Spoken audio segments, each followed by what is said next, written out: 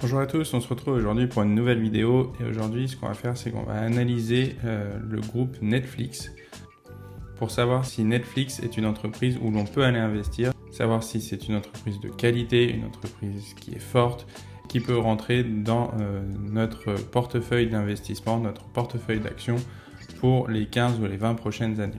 Donc n'hésitez pas à liker et à vous abonner à cette chaîne si les analyses d'actions vous intéressent, si vous souhaitez améliorer votre portefeuille, et restez bien jusqu'à la fin parce qu'à la fin je vous donnerai la note de Netflix par rapport à mes critères d'évaluation, aux critères que l'on a dans Think Other Invest. Donc avant de commencer, je rappelle toujours que ceci n'est pas un conseil en investissement. Le but ici c'est d'analyser l'entreprise Netflix pour que vous puissiez avoir une base sur cette société-là, mais en plus de ça, avoir une base sur les critères que l'on peut observer pour analyser une action et commencer à comprendre comment on peut faire. Le but est d'augmenter votre éducation financière pour que vous aussi, vous puissiez investir tout seul par la suite.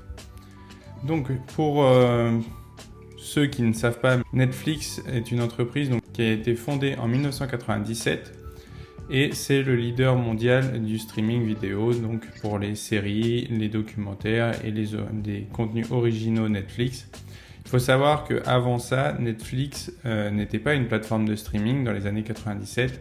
C'était un loueur de cassettes et de DVD comme on pouvait avoir à l'époque où en fait on allait louer nos DVD et on allait les ramener après les avoir visionnés.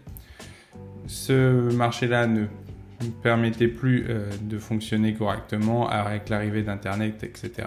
Donc Netflix a complètement tourné sa direction et donc s'est mis dans le streaming pour pouvoir proposer ce service-là par le biais d'un abonnement à ses utilisateurs avec une plateforme directement intégrée chez eux via Internet. Donc Netflix n'est plus une entreprise qui est si jeune que ça.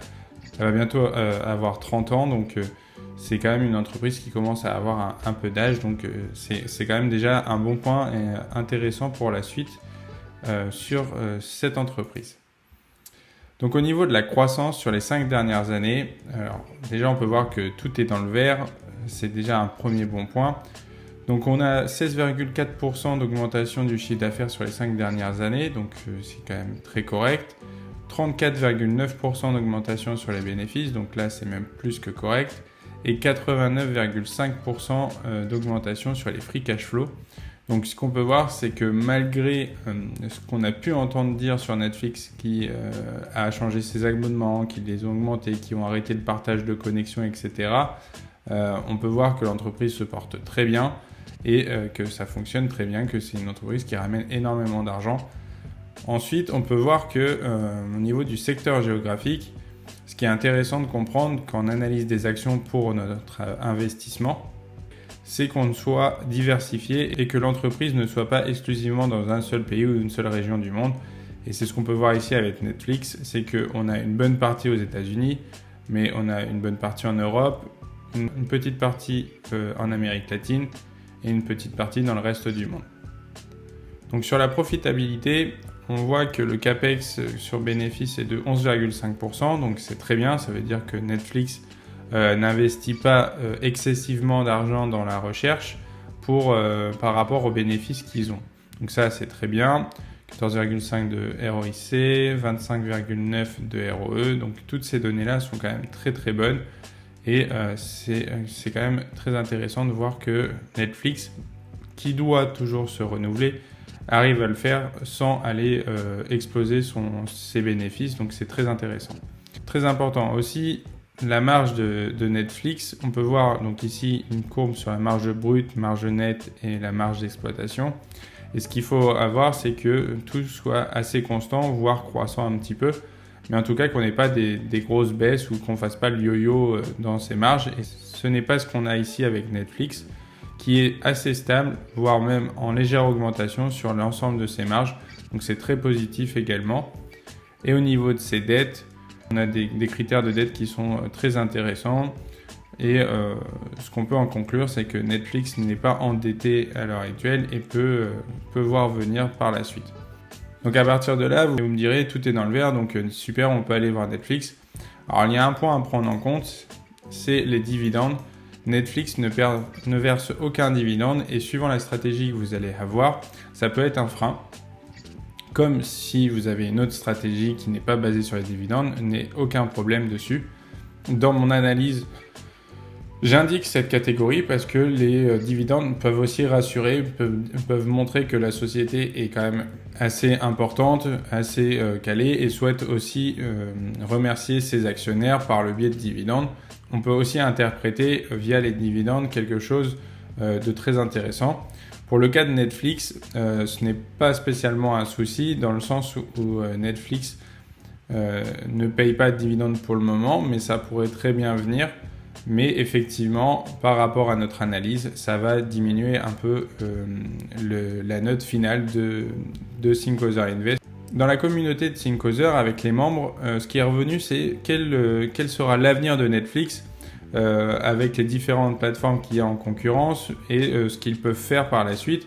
Est-ce que les problèmes d'abonnement ne peuvent pas leur poser un vrai problème par la suite au niveau de leur chiffre d'affaires, etc. Est-ce qu'ils peuvent continuer à se développer?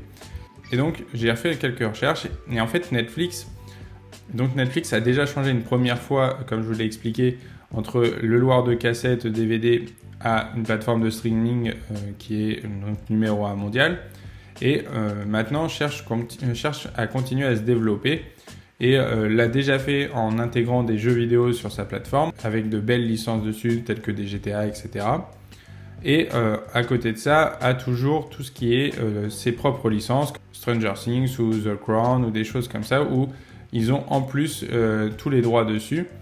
Et donc Netflix est en train de créer la Netflix House qui est une sorte de mini Disneyland où à l'intérieur on va avoir différentes structures où on pourra acheter des items, des jouets sur les différentes licences de Netflix. On va pouvoir aussi avoir des snacks, on aura également différentes activités sur tout ce qui va être licence, comme je viens de vous le dire, des séries phares ou des films phares de Netflix. Et c'est là où en fait il ne faut pas spécialement avoir d'inquiétude sur la suite au niveau de Netflix et que sur les 10, 15, 20 prochaines années, Netflix sera toujours là et toujours dans les numéros 1 au niveau des plateformes de streaming et en plus de ça, cherche à se développer par la suite. Donc c'est plutôt très intéressant pour Netflix. Et donc pour la note finale, Netflix dans mon portefeuille. Alors pour ma part, oui, j'ai Netflix dans mon portefeuille.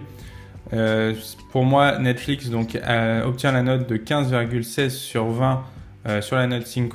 Comme je vous l'ai dit, ce qui lui pêche un petit peu par rapport à mon critère de notation, ce sont le manque de dividendes qui ne sont pas à l'heure actuelle, mais dès que Netflix va commencer à verser des dividendes, ça sera une action qui sera dans le top 3, je pense, de l'ensemble des actions qu'on a déjà analysées avec les membres de Think. Et donc, ce qu'on peut voir, c'est que sur les 5 dernières années, la croissance de Netflix est de plus 164%. Donc, c'est plus de x2 sur les 5 dernières années. Et donc, si on regarde la courbe, on peut voir que sur un investissement long terme, Netflix a quand même énormément grimpé et que maintenant, on est quand même assez haut. Donc, voilà pour l'analyse que je vous ai faite de Netflix. N'hésitez pas à continuer vos recherches pour prendre une décision sur cette action et savoir si elles peuvent être ajoutées à votre portefeuille et à votre stratégie. Et si vous souhaitez aller plus loin au niveau de l'analyse, vous pouvez retrouver en lien dans la description le Patreon pour pouvoir accéder aux différents abonnements de Think pour qu'on puisse ensemble continuer à augmenter votre éducation financière et à aller analyser toutes les actions que l'on a dans Think. Je vous remercie et je vous dis à la prochaine pour une nouvelle vidéo.